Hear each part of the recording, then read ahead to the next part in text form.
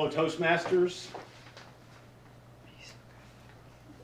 Madam Toastmaster, and Husseini, our honest guest. Have you ever just thrown your arms up in the air and said, "Who am I?"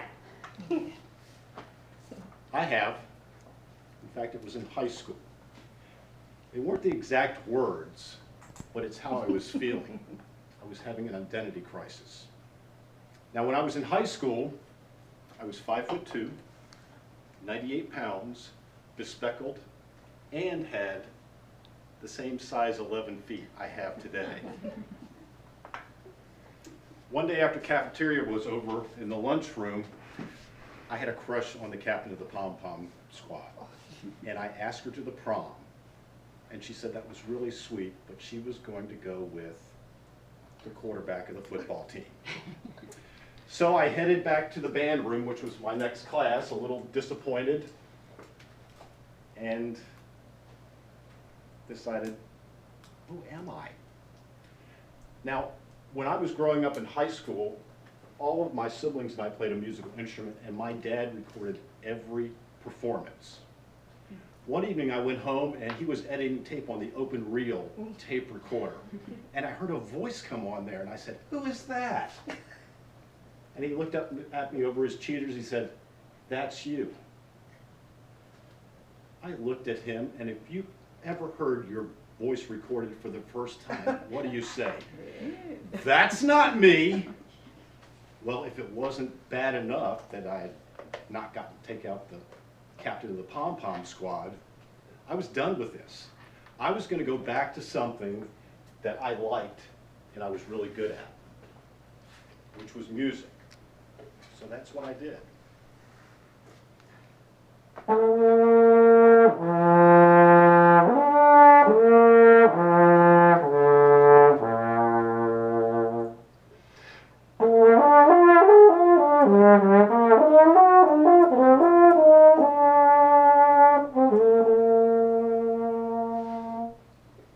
Music spoke to me, but it wasn't helping me find my voice.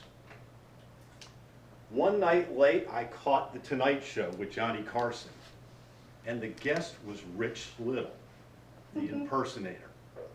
He could do anybody.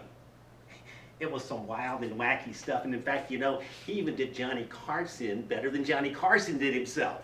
And I thought, I could do this. So I tried a few voices.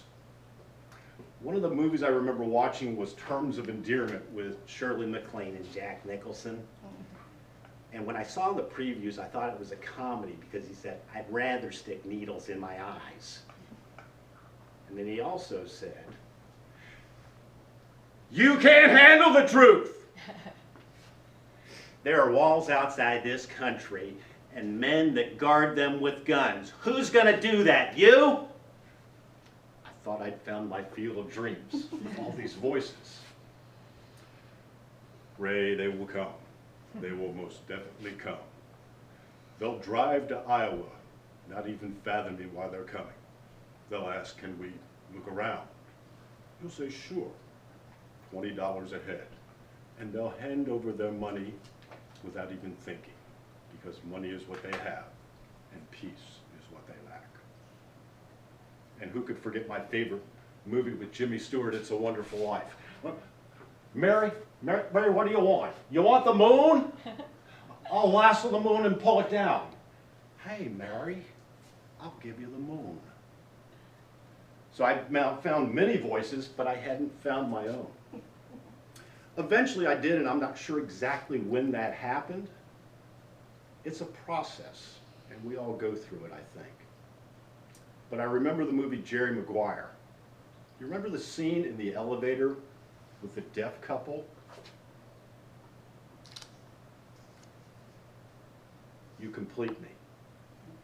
It's a romantic notion, but the fact of the matter is, nobody can complete you but you. Once you do, you can compliment others. So, there I was. I'd made a decision that what people said about me was none of my business. I decided to step outside of my comfort zone, and I would share my writing, my music, my ideas. And you know what? I started to listen with other people's ears. Do you know what they said? You're talented. You're gifted. You have some incredible ideas. They liked me, and I began to like myself. And I understood that each of us are unique and special. Everyone in this room. So it's years later, I've sprouted a few inches since high school, I've put on a little weight. I fit into my size 11 shoes now. And I'm comfortable with who I am. Just before I came in here, I have a friend on Facebook that I'd never met before, and she posted this. Sometimes you have to step outside, grab a breath, and remember who you want to be. So there's only one question remaining. I know who I am. Who are you? Madam Toastmaster.